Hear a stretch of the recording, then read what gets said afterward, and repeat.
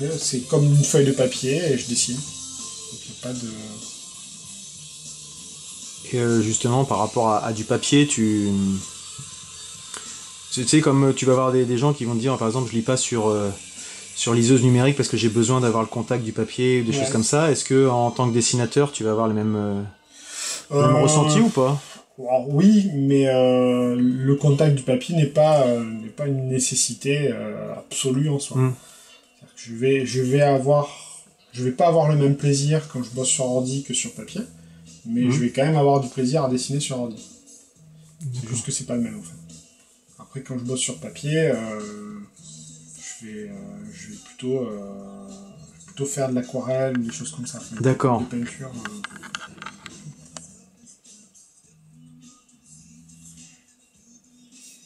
Et donc toi, ton activité principale, c'est de l'illustration, c'est ça? Ouais, c'est de l'illustration, c'est de la BD, un peu moins de BD maintenant d'ailleurs. Oui. C'est de l'illustration, c'est de la pub, c'est de l'illustration institutionnelle, hein, des jeux de société un peu. Plein de choses en fait. D'accord. Même parfois des affiches. En ce moment, je bosse sur une affiche pour une sorte de gala de tai chi, une démonstration de tai chi. Ah oui. Et du coup, c'est donc qu'il y a beaucoup de... Enfin beaucoup, je sais pas s'il y en a beaucoup, il y en a peut-être qu'il y en ait plus, mais il y a encore un intérêt pour le dessin à la main comme ça, plutôt que... Ah ouais, bien sûr. Plutôt que, je veux dire, de l'infographie classique sur du Photoshop, du retravail d'image, quoi. Ah, en fait, c'est complémentaire. C'est-à-dire que quand tu fais une affiche illustrée, tu vas forcément avoir un passage par un logiciel de retouche. De retouche, ne serait-ce que pour faire la couleur. Même si je fais la couleur sur Clip Studio, je vais quand même avoir un travail dans un deuxième temps, ne serait-ce que pour l'insertion de typos ou de choses comme ça sur Photoshop. Ou sur d'autres logiciels comme Affinity Photo, qui est un logiciel indépendant qui existe depuis, je sais pas, 2-3 ans. Et qui fait aussi bien que Photoshop, mais pour une fraction de son prix. D'accord. Voilà. Donc, c'est un logiciel qui à la base a été créé pour Mac et qui maintenant se trouve aussi sur Windows. Et c'est vraiment le même principe que Photoshop à base de calque, de choses comme ça. À base de calque, sauf que toutes les modifications sont non destructrices. D'accord. C'est-à-dire que tu peux toujours revenir sur un réglage quel qu'il soit. Alors que dans Photoshop, il y a des réglages, tu peux pas revenir en arrière. Et ça, je vais faire mon novice. Le crayonné bleu, là, ça sert à quoi dans le... Alors, en fait, là, c'est pour ancrer. En fait. Donc, j'ai fait mon crayonné, comme si j'avais fait au crayon papier. Et puis après, pour pouvoir ancrer, donc repasser au noir, je passe le crayonné au bleu. Je baisse l'opacité, de manière à ce que le noir de l'ancrage, le gris du crayonné ne vienne pas perturber le noir de l'ancrage.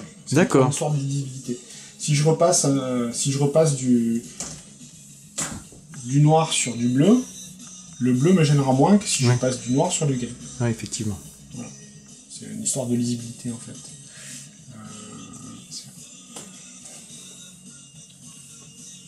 Donc toi, dans ton activité, là, tu parles d'ancrage, tu fais du dessin jusqu'à l'ancrage, la colorisation, etc.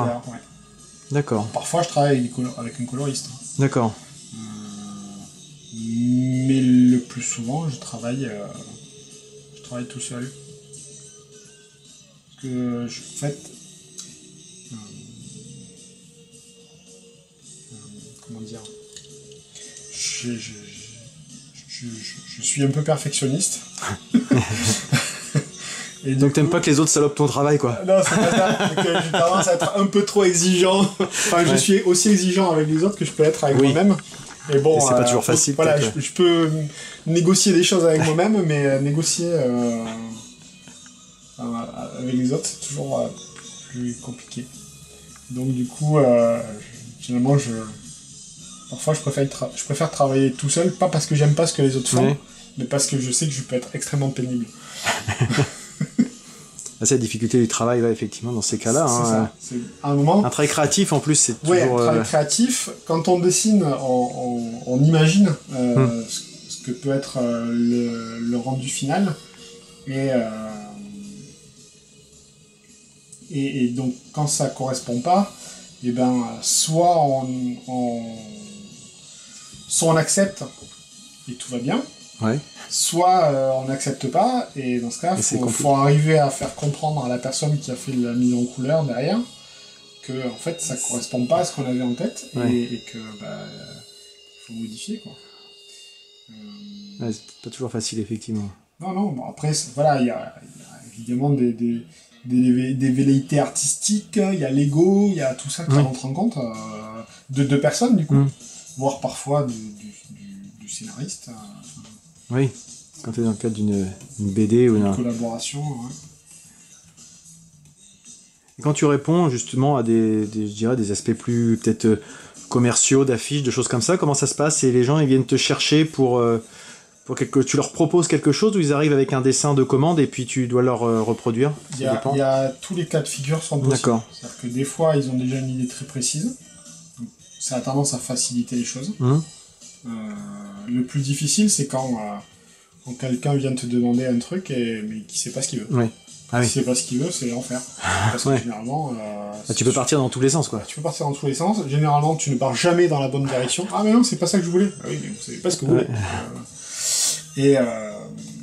Donc l'avantage du numérique, c'est qu'on peut effacer. Oui. Quand on fait n'importe quoi. Et alors que quand quelqu'un sait exactement ce qu'il veut, on gagne du temps. Ça évite les allers-retours, les retouches, les modifs. Une fois, j'avais bossé pour une grosse agence de pub parisienne. Ils étaient venus me chercher moi parce qu'ils voulaient mon style de dessin qu'ils avaient trouvé, je crois, sur mon site, j'en sais rien. Et je suis allé pour le brief chez eux et c'était clair comme de l'eau de roche. Ouais. Alors, on veut ça, c'est pour Noël, on veut du bleu nuit dans le ciel avec des étoiles, on veut une petite fée habillée en rouge, noir, comme le Père Noël. Enfin, c'était... Là, t'as le cahier des charges... Okay. Bon. Et donc, une semaine après, c'était bon. Il n'y a pas eu de retouche, ou très peu. Quoi. Donc... Et justement, tu préfères ça plutôt que de laisser libre cours finalement à ton imagination? J'ai pas de préférence en fait, mais sur certains projets, il vaut mieux que ce soit très carré. Sinon, ça va dans le mur. Enfin, voilà. Sur certains projets où il y a peut-être moins d'enjeux, si le brief est un peu plus léger et du coup laisse un petit peu plus de place à l'imagination, à la créativité, c'est aussi bien quoi. Mais quand c'est un truc où le client va avoir des envies particulières ou au contraire il y a des enjeux commerciaux un peu plus importants, c'est quand même mieux si le brief est bien clair parce qu'effectivement ça permet de gagner du temps, donc pour le client aussi de l'argent. Oui, parce qu'au final, oui, c'est ça. Il y a quand même une velléité, enfin une volonté derrière d'avoir un produit qui va servir à quelque chose. C'est ça. Et là, on te voit super à l'aise. Je te vois super à l'aise avec ta tablette. Là, tu as toujours travaillé sur du numérique, oui. En fait, depuis que j'ai acheté un ordi, mon premier PC, c'était en 96. Ah oui. Siècle dernier. Déjà, c'est déjà quand ça commence pas par 2000, déjà. Le siècle dernier. Je me souviens, à l'époque, j'étais en BTS Action Commerciale. J'ai une formation commerciale à la base. Et donc, j'étais en alternance. Et puis, mes premiers salaires, je les ai dépensés pour m'acheter un PC. Pour, à l'époque, déjà, faire de la mise en couleur de mes dessins. D'accord. Donc j'ai acheté un ordi et j'ai trouvé une tablette graphique, alors pas aussi grande que celle-là, mais pas loin. Quand même... Ah ouais, en 96, t'avais déjà des choses... alors c'était pas Wacom à l'époque, c'est une autre marque qui s'appelait Curta. Et alors c'était pas avec un écran évidemment, c'était juste une tablette graphique de base. Des offices de pointeur, style pointeur. Oui, mais quand même qui réagissait à la pression et tout. Et j'avais trouvé ça chez un artiste peintre, je l'avais du côté de Perpignan, parce que je suis originaire de là-bas et je l'avais acheté là. Et j'habitais là-bas encore à l'époque, et je l'avais acheté d'occasion. Et j'étais parti en bagnole avec un pote dans la pampa du Roussillon, et voilà, et j'avais acheté ce machin-là, c'était énorme. Oui. Mais voilà. Donc t'as appris tout seul finalement alors? Oui, bah, ouais, complètement. Hein.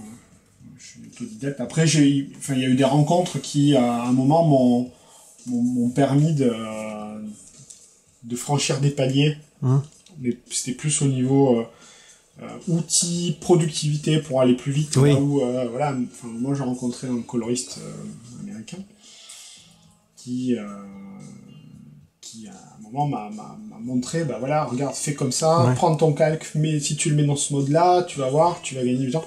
Et là où je passais 8 heures par page avant, je passais plus que 2. Et finalement, tu peux mettre ton énergie de plus dans la création que dans la réalisation. C'est ça. En fait. C'est ça. C'est un global en fait. C'est un global en fait. Tu vas plus vite parce que les outils sont mieux pensés, mieux adaptés. Mais oui, à partir du moment où j'ai eu un ordinateur, j'ai eu accès à une tablette. Donc, et par contre, j'ai dessiné sur ordi beaucoup plus tard. D'accord. Au début, c'était vraiment que pour la couleur. Et d'ailleurs, je ne concevais pas pouvoir dessiner. Mais le fait de pouvoir dessiner sur tablette, c'est vraiment venu avec le fait qu'il y a un écran. Oui. Avant qu'il y ait un écran, c'était assez difficile. Ouais, parce que tu voyais pas tout de suite. Et de regarder sur l'écran. Ouais. Ça, c'était vraiment... j'imagine. Ouais, c'était vraiment pas facile. Le fait... et par contre, Cintiq... la première fois que j'ai eu une Cintiq, c'était en 2008, début 2008. Ils ont sorti les petits modèles en 12 pouces. La première fois que j'ai vu une Cintiq, c'était à Japan Expo en 2007. Donc, sur coup, je découvre et les écrans avec... les tablettes écrans, parce que je travaillais déjà avec une tablette, évidemment, avec une Wacom. Donc, tablette écran Cintiq, et en même temps, je découvrais Manga Studio. Donc, ça a été... la double révélation. D'accord, et d'un coup, tu t'es dit waouh, tout le champ des possibles là, il est énorme. Moi qui avais du mal à ancrer tout court, là je pouvais ancrer vraiment et avoir le rendu que je voulais. Donc du coup, à l'époque c'était des 21 pouces, ça coûtait un bras et demi. Ça coûte toujours un bras et demi, mais c'est plus grand. Et donc j'ai acheté Manga Studio. Par contre, j'ai pas acheté la tablette. D'accord. Et déjà, et en plus c'était trop grand. Enfin, je n'imaginais pas travailler sur un écran qui était aussi grand. Surtout que j'étais un peu en nomade à l'époque. Oui, donc forcément. Je me disais, si parce que ça prend quand même de la place sur un bureau, ça quand même. C'est du 27 pouces, hein, donc ça prend de la place. Et donc je me disais, si pouvait faire la même chose sur un plus petit format, 6 mois après ils annonçaient la 17 pouces. Il a dit banco. J'ai pas été parmi les premiers acheteurs, mais peut-être pas loin. Et voilà, pour moi c'était fabuleux et ça m'a arrangé parce que dans la foulée je suis parti vivre à Londres, donc j'avais vraiment besoin d'avoir cette souplesse. C'est ça. Je vois de temps en temps, si je suis tes statuts sur les réseaux sociaux, sur Facebook, tu fais aussi tu donnes des cours aussi un petit peu, non? Ou des choses comme ça ou... Un petit peu, mais c'est pas forcément trop ma tasse de thé. D'accord. Les ateliers BD, j'en fais de temps en temps. Quand on me demande gentiment. Il y a des gens qui savent le demander, c'est ça. Clairement. Non, mais ce que je note, c'est que souvent, les gens qui me demandent ont beaucoup plus confiance en ma capacité à transmettre que moi. Toi, ouais, c'est ça. J'estime que j'ai toujours été pas très bon. D'accord. Je pense que je suis toujours pas très bon. Ah bon? Ouais. Après, voilà, peut-être que ça s'apprend, je sais pas, mais je suis jamais très très à l'aise dans cet exercice de la pédagogie. Ouais. Donc, donc ce que je fais après, généralement, donc je rajoute un calque. Et là, je vais...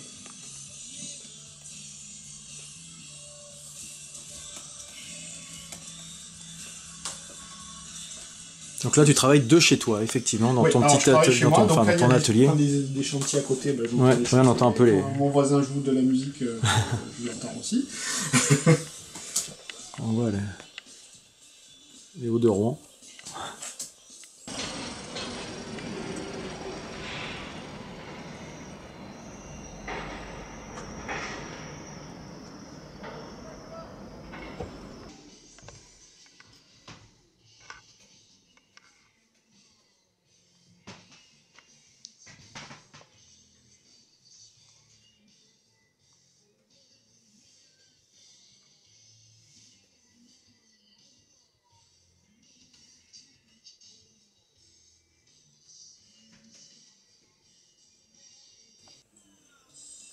C'est un peu l'affiche des métabarons là. Ouais, c'est mes illustrateurs, dessinateurs de comics fétiches. Ouais. C'est un Canadien qui s'appelle Travis Charret. Et je vois là le nom. Là. Et donc j'ai eu la chance de rencontrer il y a quelques années à Paris. Donc j'ai fait signer et cette affiche et quelques comics. Ouais. Mais comme j'étais extrêmement gentil et timide, je n'ai pas osé lui demander un croquis. D'accord. Ce que j'aurais pu faire. T'aurais maintenant, avec le recul, tu regrettes?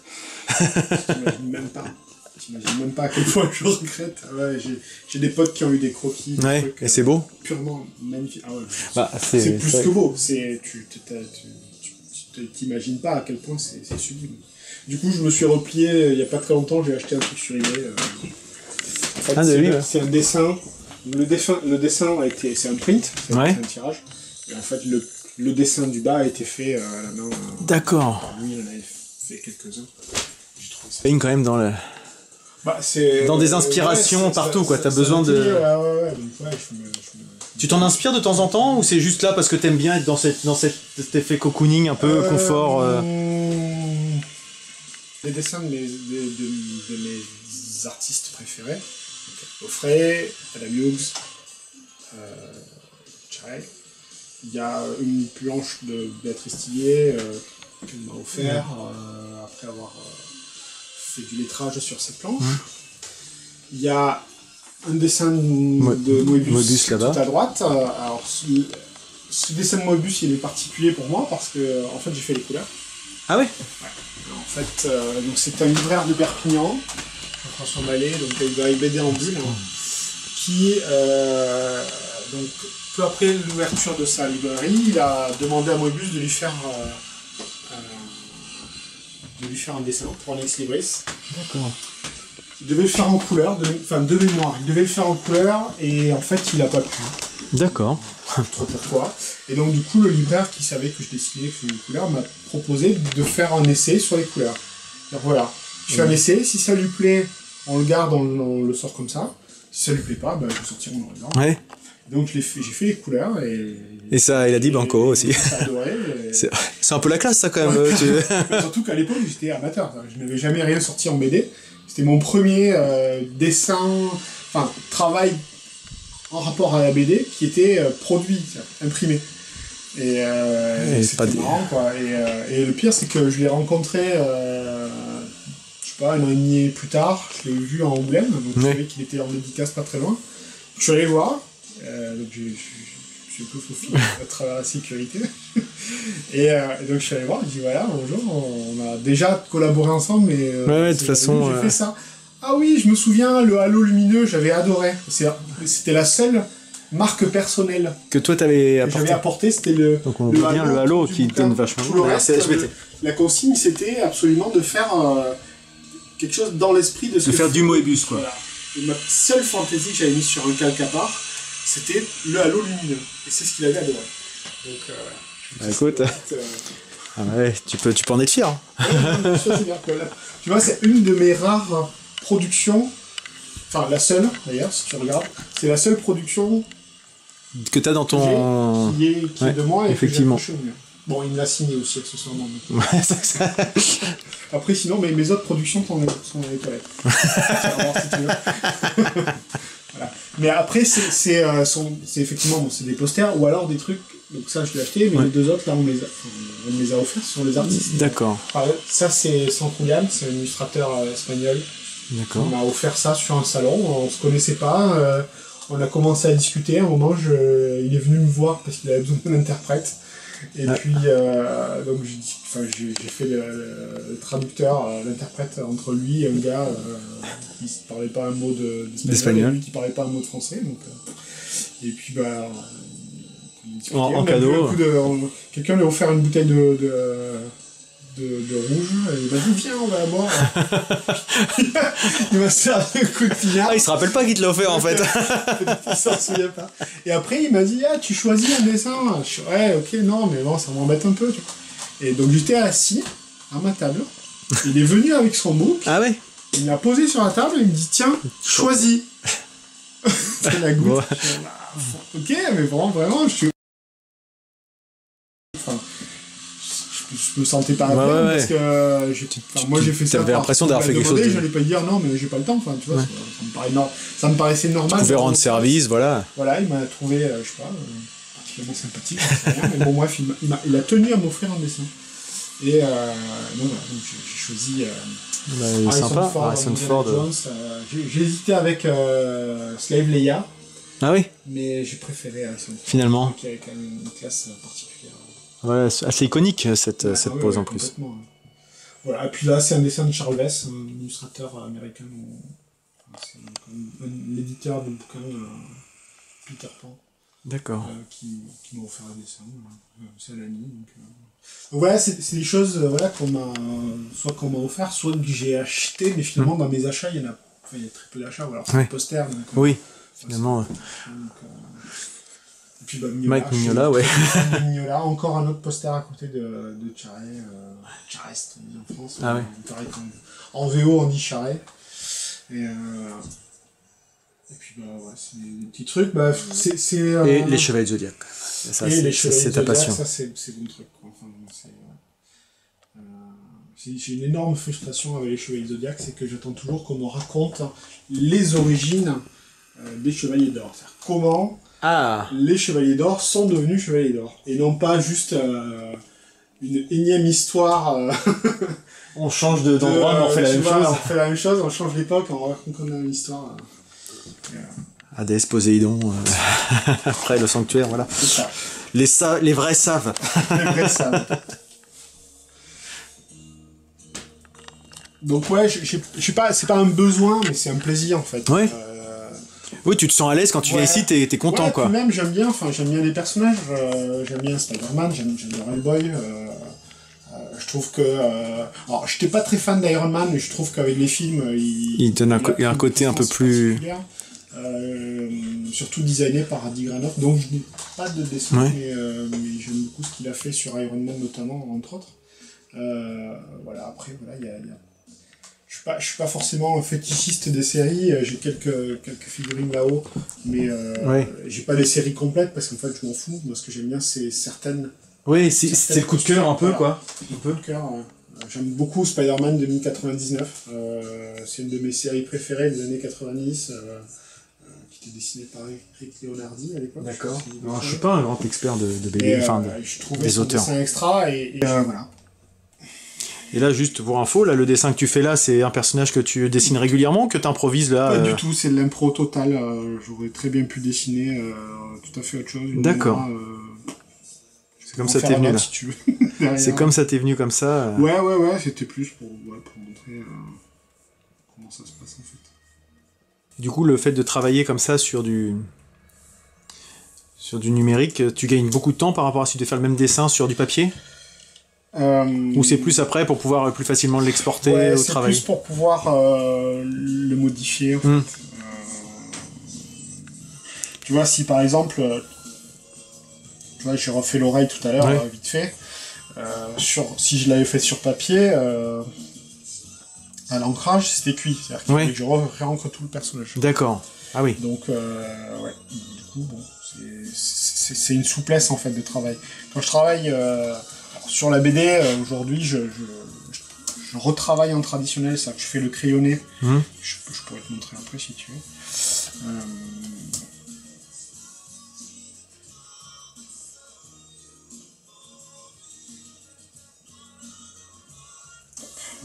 Désolé pour la coupure son. Non, Concentré sur... t'inquiète. Donc je disais, ouais, je travaille le crayonné sur ordi. Et après je fais l'ancrage et éventuellement les couleurs sur papier. D'accord. Ce que je fais notamment sur tout ce qui est affiche, enfin pas affiche, mais les couvertures pour les comics, pour Centaur Chronicles. Ah oui. Si tu as vu récemment, il y avait une campagne Ulule pour financer le tome 2. Donc Centaur Chronicles, c'est le... Chronicles, c'est une série Chronicles, donc ça c'est le tome 1 qui est paru il y a un an. D'accord. Et donc ce sont des personnages de comics donc créés au début par des grands noms de comics, et donc qui avaient été créés dans les années 30. Et donc Amazing Man. Donc ça c'est des épisodes d'époque. En fait, ce sont des personnages qui sont tombés dans le domaine public. D'accord. Et donc ça a été récupéré par un gars qui s'appelle Jean-Michel Ferragati, qui a créé une maison d'édition qui s'appelle FG Prod. D'accord. Et donc pour republier des épisodes de l'époque et également créer des nouveaux épisodes qui reprennent en fait la suite des séries qui s'étaient arrêtées à l'époque. Donc il écrit, c'est dessiné par un garçon qui s'appelle Marty, Patrice Martinez. Donc les épisodes d'époque sont rescannés. Oui, parce qu'on voit que c'est le dessin de l'origine. Les dessins d'époque, par contre, ils sont recolorisés. Donc, pour les rendre un petit peu plus, sans dire la trame et tout ça. Ah, et donc il y a des nouveaux. Donc l'idée c'est un épisode moderne et un épisode d'époque, un épisode moderne et un épisode d'époque. D'accord. Et donc, moi je m'occupe de faire les couvertures. D'accord. Donc là c'est le tome 1 et le tome 2. Là. Donc le tome 2, dont j'avais déjà fait la couverture, qui vient d'être financé sur Ulule. Et là j'ai commencé à travailler sur la couverture du tome 3. Voilà. D'accord. C'est l'ancrage. J'ai pas fini parce que je me suis rendu compte qu'il y avait une boulette. D'accord. Donc ça c'est la quoi tu peux le poser là. Ouais, peut-être, ça sera peut-être plus simple.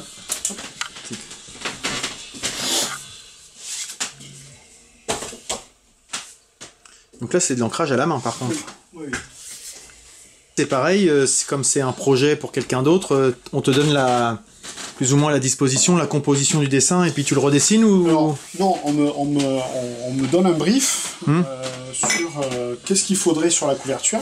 D'accord. Après, tu fais des propositions, toi. Je fais des propositions Donc je fais des propositions, enfin... Tu vois là, c'est l'original. D'accord, du Chronicle qu'on a vu tout à l'heure.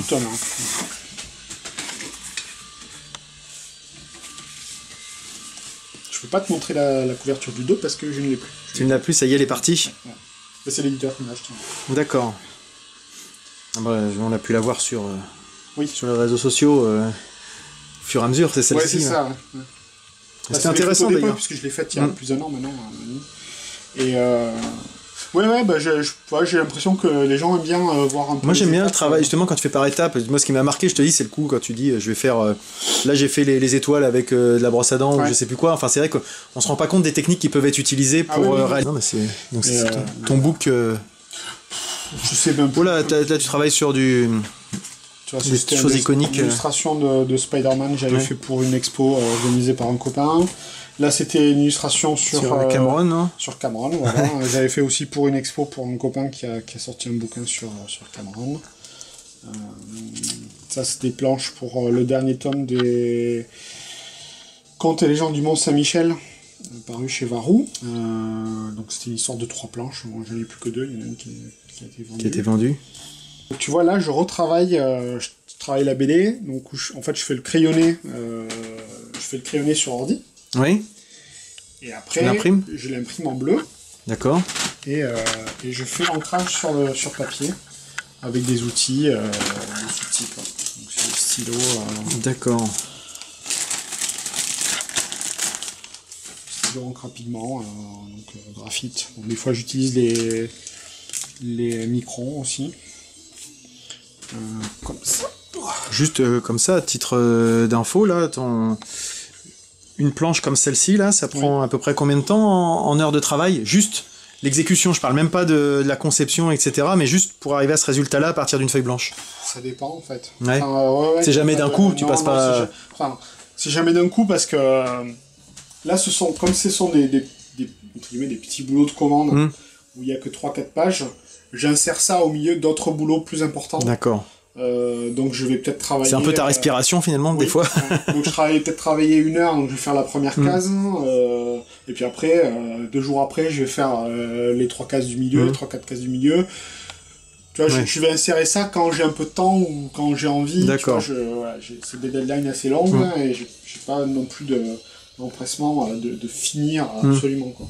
Quand tu bosses sur un album de bande dessinée, classique, 40-50 pages, faut compter 1 à 2 pages par semaine.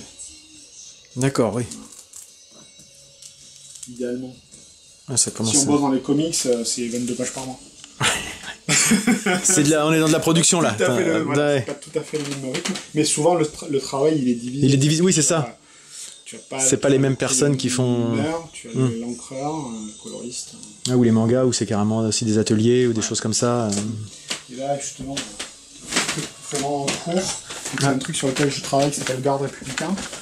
Et là, tu vois, il y a une planche en cours, c'est-à-dire tout le crayonné a été fait sur ordi. D'accord. Et donc l'ancrage, je le fais sur le papier. Donc là, il y a une case qui est ancrée. J'ai tout le reste à faire, évidemment, plus celle-là derrière. D'accord. Et là, tu vois, c'est des pages qui ont déjà été ancrées. Donc, qui ont été crayonnées sur ordi. Et on voit encore le crayonné ici. Ouais, on voit un peu le... Tu vois, le crayonné a été fait un petit peu à la va-vite, et j'ai un peu mieux précisé les formes à l'ancrage. La végétation, généralement, je la fais pas à la feuille près quand je crayonne. C'est pas là-dessus qu'il faut mettre l'énergie. Voilà, non. Je le fais après. Ça rend tout de suite, l'ancrage. Et après, ça part. Une fois que tu as fait tout ton ancrage, donc après, c'est scanner. Donc je scanne là. Et en fait, après chaque étape, tu scannes pour pouvoir retravailler derrière en dessous. C'est un système de calque un peu ou... Là, en l'occurrence, le crayonné, lui, il est fait sur ordi. Oui, donc effectivement. Ouais. Donc en fait, là, il n'y a qu'un scan à faire, c'est le dessin. Avant de passer à la couleur. Voilà. Oui, avant de passer à la couleur. Et là, donc il y a une page qui est un petit peu différente. Parce que c'est une page, en fait, dans cette BD-là, tout ce qui est en flashback, donc comme sur la case ici, d'accord. Tout ce qui est en flashback sera au lavis. Donc ancré, avec le contour noir, mais avec un lavis de gris, donc à l'aquarelle. Pour vraiment différencier les scènes qui se passent de nos jours, avec les scènes qui se passent à l'époque, voilà, quand c'est dans le souvenir, en fait, quand on est dans le souvenir. Les souvenirs seront mis en image, un peu comme BD, quoi, comme édition. Oui. D'ailleurs, ça parle de la même époque, puisqu'on est sur des guerres civiles espagnoles, comme ça, quoi. La différence, c'est que là, l'ancrage, il était fait aussi à l'ordi. D'accord. Alors que là, il est vraiment fait sur le papier. Et il n'y avait que l'aquarelle, en fait, qui était faite sur le papier. Et l'aquarelle, là, justement, c'est des techniques que tu... Enfin, voilà, je pense qu'entre utiliser un stylo d'ancrage, de l'aquarelle, des outils comme ça, tu dois avoir plusieurs cordes à ton arc, en fait, en termes de compétences, parce que tu maries pas forcément les couleurs et les techniques de la même façon en fonction de l'outil. Ouais, non, c'est clair. C'est des choses que tu as dû apprendre sur le tas aussi ou... Ouais, sur le tas, ou soit, encore une fois, des collègues, des amis qui t'ont appris, qui m'ont montré un peu les rudiments. Et puis, et après, j'ai un peu fait tomber les barrières et j'ai appris tout seul à... T'as expérimenté, en fait. Popote, en fait. Mais voilà, encore, c'est Béatrice Tiguet qui m'a montré comment procéder de manière basique pour la mise en couleur à l'aquarelle sur papier. Et après, moi j'ai rajouté d'autres médiums à l'aquarelle. C'est-à-dire que j'utilise parfois des encres Colorex. C'est-à-dire des encres aquarelles, mais sauf qu'en fait c'est déjà liquide. Donc il n'y a pas besoin de rajouter l'aquarelle, ça se présente c'est soit en godet, soit en godet, soit en tube. Quelle fois ajouter d'eau? De l'eau, il faut rajouter de l'eau, ou pas. En fait, là oui, on est obligé. Oui. Là, pas forcément, parce que c'est déjà une pâte, en fait. Donc, on peut tremper directement le pinceau, et puis étaler. Le problème, c'est que il n'y a pas beaucoup de réserve. Ouais. Il faut rajouter de l'eau. Mais si on rajoute de l'eau, ça dilue. Ouais, t'as pas le même résultat. La même couleur. L'avantage de la Colorex, c'est que si je trempe le pinceau et que je l'étale, je vais avoir la couleur qu'il y a dans le truc. Et je peux aussi la diluer si besoin.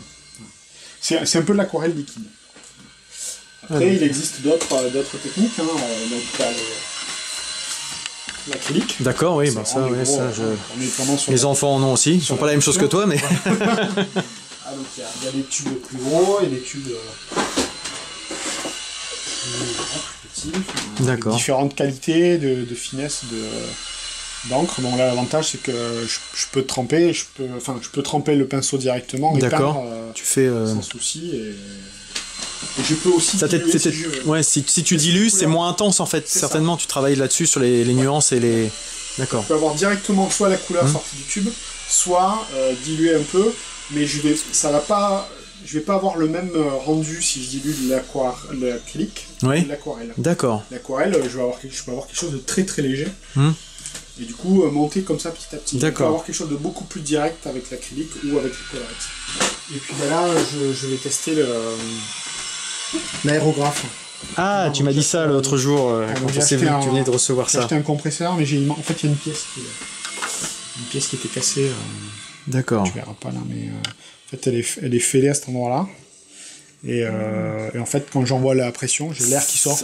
Donc ça rend pas tout à fait comme. Donc voilà, j'attends cette pièce-là en SAV pour pouvoir enfin tester ce que ça va donner. Alors, l'idée, c'est de bosser peut-être sur des fonds. Est-ce que c'est plus aussi sur des effets lumineux? Ouais. Parce que là, moi je connais pas bien cette technique-là, c'est quand même plus diffus, non? Comme c'est moins précis peut-être, non? Ça peut être très précis? Ça peut être diffus et très précis. D'accord. En fonction de l'épaisseur. Que tu mets sur la buse ou un truc comme ça, non? C'est une buse, je sais pas. C'est ça. Donc en fonction de l'épaisseur de la buse qui est ici, tu peux avoir des choses très très fines. Après, il faut aussi le compresseur qui va bien avoir la bonne pression, etc. Il faut bien maîtriser effectivement le petit bouton ici qui envoie à la fois l'air et l'encre. Donc en fonction de l'air, la quantité d'air et la quantité d'encre que tu envoies, tu vas pas avoir le même rendu. D'accord. Donc tu vois ce que tu parlais tout à l'heure, ce que tu disais tout à l'heure sur les effets de moucheté qui font les étoiles à la brosse à dents, je pourrais très bien le faire avec ça après. Pour avoir justement le côté un peu plus diffus, un peu plus goutte mais un peu plus... peut-être plus soutenu. D'accord. Et bon, pour l'instant, j'ai pas encore pu expérimenter. Petit souci de SAV. Et puis bon, effectivement, comme je te disais l'autre jour, je me suis mis un petit peu à... Oh là. Il y a des toiles. Donc ça, c'est un travail plus à l'acrylique sur toile, donc sur châssis. Que tu avais fait dans un cadre... Ouais, c'était en fait c'est dans des ateliers qui sont prêtés par la ville de Rouen, c'est rue Victor Hugo. Et pendant un mois et demi au printemps, je me suis testé sur une technique, un support complètement différent que je maîtrisais pas du tout jusque-là, que je considère ne toujours pas maîtriser pour autant. Parce que mais que tu as pu expérimenter. Mais j'ai pu expérimenter et ça c'était quand même super agréable. Une deuxième, ce sera une série. On va voir 10 qui font référence à un album de jazz. D'accord. Donc là, c'est l'illustration visuelle de ce que tu entends dans la musique. C'est ça. L'idée, c'est de me servir de la musique comme d'un scénario. D'accord. Et d'une histoire. Et l'idée, c'est de représenter ce que je ressens en écoutant la musique. D'accord. C'est marrant. Ça doit être marrant justement après avoir vu ça, d'écouter. Moi, le faire dans l'inverse. Oui. C'est quel artiste? L'album est en bas. Je peux te montrer sur... Benjamin Faugloire. C'est un trio de jazz. Ouais. Qui était passé au Rêve de l'Escalier. Je connais pas. Trio de jazz. Et donc voilà, j'ai découvert ce groupe-là et j'ai adoré. En fait, c'est marrant parce qu'ils ont vraiment joué l'album complet dans la librairie. Donc ça dure. Donc les 10 morceaux là, c'est ça? Ouais, les 10 morceaux. Et ils ont joué les 10 morceaux entiers, complets. Après, ils ont rajouté 2-3 morceaux, des reprises, des choses comme ça, mais vraiment, ils ont. Et déjà, d'entrée, quand ils en ont parlé, ils ont dit bon, on va essayer de vous raconter une histoire. Ça commence un peu rude, et c'est vrai que d'entrée, le premier morceau, il envoie. Et puis après, voilà, il y a des passages plus doux, des passages plus rythmés. Et donc donc du coup l'espèce de cercle lumineux qu'on a là, on le retrouve sur tes disques. C'est ça en fait, voilà, d'accord, je retrouve là en fait. Un peu certaines gimmicks un petit peu, certains éléments, toujours cette forme circulaire. Et au milieu de tout ça, un personnage. Alors j'imagine un personnage féminin, mais je sais pas, je trouvais que ça m'est venu un peu naturellement. Voilà, l'idée c'est de partir sur un autre bout de... J'ai pas vraiment réfléchi en fait. Non, c'est comme tu l'as senti en fait. Complètement, c'est au feeling, parce que j'ai pas vraiment ni de technique, ni d'approche particulière, hein, donc l'idée c'était de partir là-dessus. Partir là-dessus et d'avoir un prétexte. Ouais, finalement pour créer quelque chose. Pour peindre. Parce que quand tu t'es retrouvé justement là au mois de mai dans les locaux, t'avais déjà cette idée-là en tête ou si tu t'es arrivé, tu t'es dit bon bah voilà, maintenant que je suis ici, qu'est-ce que je fais? Et puis c'est ce truc-là qui est... Au début, j'ai commencé à peindre des trucs dans lesquels j'étais à l'aise. Je suis parti sur des trucs très... Ils sont là d'ailleurs. Bah non, même pas en fait. Je vois quand même tes références me parlent quand même pas mal, hein, on voit du... Ah, tu vois, les premières toiles que j'ai faites, c'était... Alors, donc j'avais trouvé un carnet... Donc c'est un carnet, un bloc, papier, voilà, sauf qu'en fait c'est de la toile dessus. D'accord. Tu verras peut-être le grain. On le voit. Donc c'est de la toile enduite. D'accord. Tu coupes ça, tu le scotches directement sur une planche sur un support. Voilà. Et puis tu peins. Tu peins. Et tu obtiens. Au début, donc j'ai fait ça, donc je me suis lancé sur du Hellboy, avec des choses plus ou moins réussies. Voilà, le visage de Black Widow, il est un peu foireux. Mais bon, c'est pas grave. C'est un côté stylisé en fait qui... Oui, ouais, sur le côté... Purée, la peinture fait pas ce que je veux. Saleté de truc. C'est plus sale. Bon, en plus, voilà, elle a son sèche-cheveux à la main. Je suis très mauvais pour dessiner les armes. J'ai cru comprendre ça, ouais. Je déteste ça, donc je suis très mauvais. Et bref, mais bon, voilà, l'idée c'était de voir comment se mélangent les couleurs, comment la peinture, enfin le médium réagit et au pinceau et sur le support. Voilà, après, encore une fois, j'ai pas de prétention particulière par rapport à la peinture. Donc là, j'étais sur quelque chose d'un peu plus léger, un peu vaporeux. Là, je voulais avoir un peu plus de précision. De détails avec le ressortir avec du blanc, des choses comme ça. Je me suis un peu planté. Mais moi, t'aurais essayé. Voilà. Il y en a un peu en cours de route. J'avais commencé une toile que j'ai finalement recouvert. Et en cours de route, je me suis dit, purée, mais il y aurait peut-être quelque chose à faire avec cet album-là. Et donc, du coup, je me suis lancé là-dessus. Donc là, t'en as 2, 3 J'en ai 4. 4 Ouais, 4 sur 10. Alors, oui, la première, c'était celle-là. En fait, j'avais déjà une toile de ce format-là, carré. On voit d'ailleurs, c'est pas tout à fait la même qualité. D'accord, là, ouais. C'est clouté, là, c'est agrafé. Voilà, c'est de la meilleure qualité possible. Bah oui. Voilà, donc ça c'est la première. Alors, je ne suis pas complètement content. Enfin, j'aime bien la partie du bas, j'aime moins la partie du haut. D'accord. J'étais plus inspiré, je pense, par les morceaux suivants. Et donc ça c'est la Et la suite, tu vas la faire dans quel... Tu t'es fixé une échéance ou c'est comme tu le sens? Oui, ça, d'accord. Donc là, on voit le tout début. Hein. Ça, c'est avant. Et après, des fois, c'est après. Des fois, ça doit être ça. Mais non, j'ai pas d'échéance. Non, en fait, non, c'est un projet vraiment à part. Voilà. Ouais. C'est quand ça se présentera, quoi. Pour moi, pour essayer. Là, j'ai envie d'aller jusqu'au bout. Après, voilà, je sais pas encore. Je sais pas du tout de combien de temps je vais finir. Je je compose avec c'est plus un petit kiff à part. Ouais, complètement. Je compose avec le taf aussi. Hein. Je vais avoir oui, bien sûr. Ouais. Et donc, du coup, je vais peut-être avoir moins le temps pour peindre. Déjà, ça fait un petit moment que j'ai pas peint. Mais voilà, donc là, tu vois, je suis un peu plus foncé, un peu plus sombre, qui va un peu plus. Bon, c'est pas la plus réussie de toutes. Mais en même temps, je cherche pas à avoir quelque chose de parfait ou quoi que ce soit. Non, tu t'essayes, quoi. Voilà. Le but, c'est d'essayer, de faire des trucs et de tester la technique. Mais je ne considère pas être peintre. C'est pas pour ça que tu ne dois pas t'exprimer avec ce...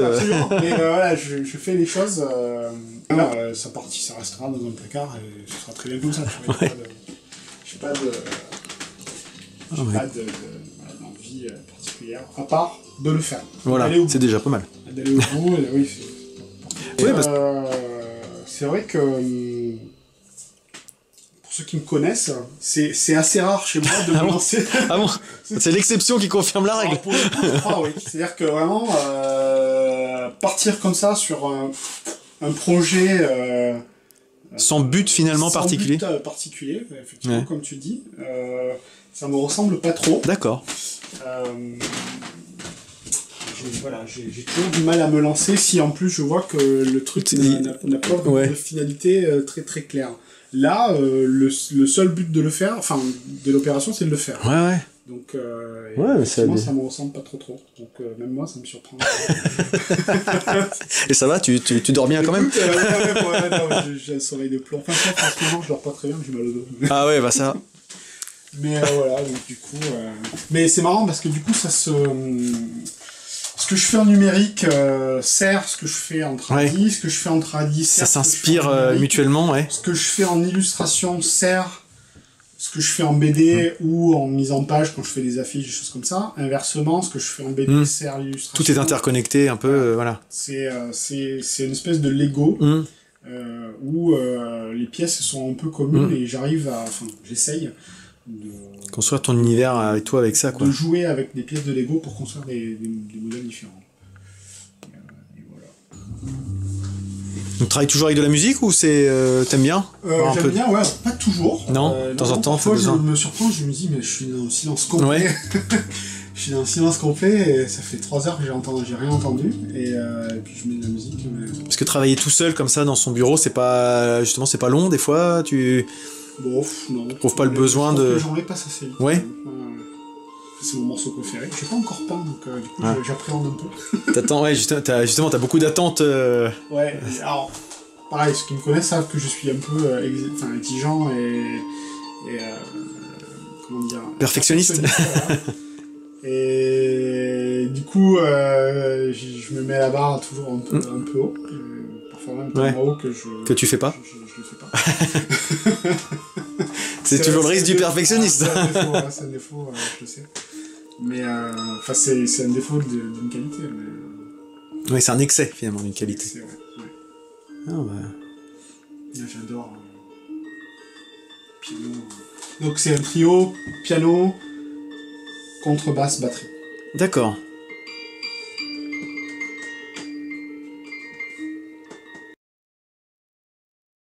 Je comprends, ça te met dans une... si t'écoutes ça en bossant, ça te met dans une petite... J'ai les poils qui...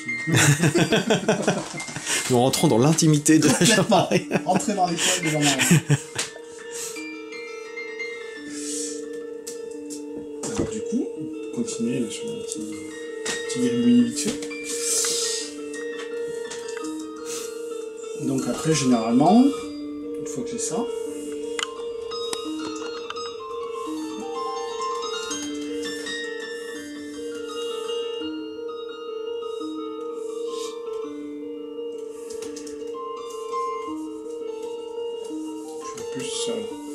travailler sur les...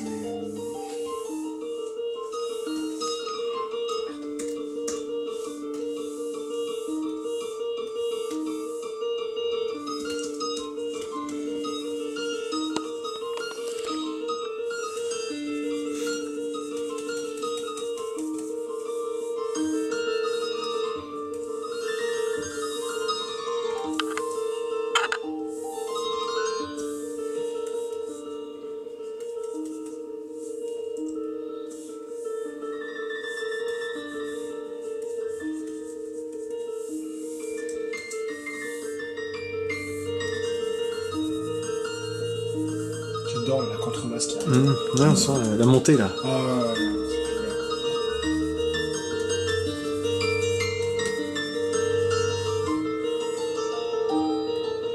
Tu fais 2 fois la même connerie, vraiment j'aimerais.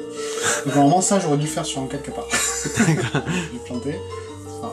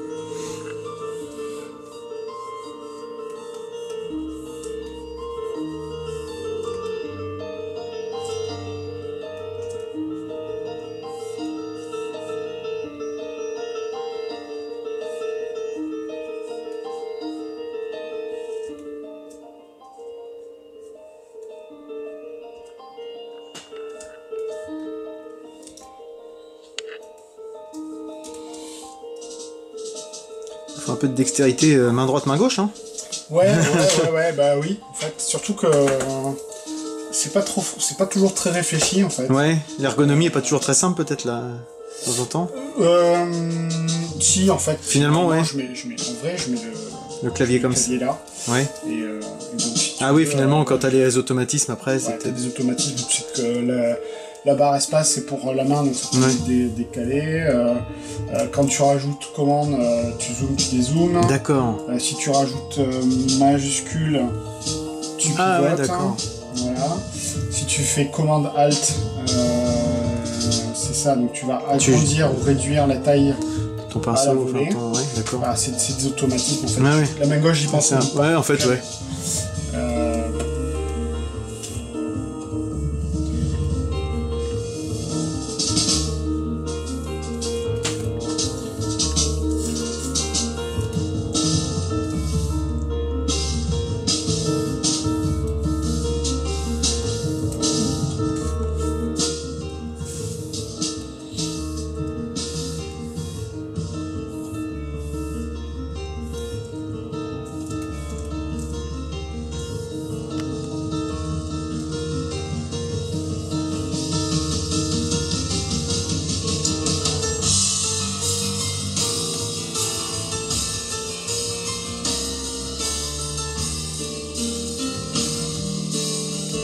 Je sais que quand j'appuie sur la touche X par exemple, la couleur active change. Ça bascule. Soit la première, celle du premier plan, celle de l'arrière-plan. D'accord. Mais ça c'est des automatismes. Tu gagnes vachement de temps, ouais, certainement. La raccourci clavier, c'est primordial, sinon tu perds un temps fou.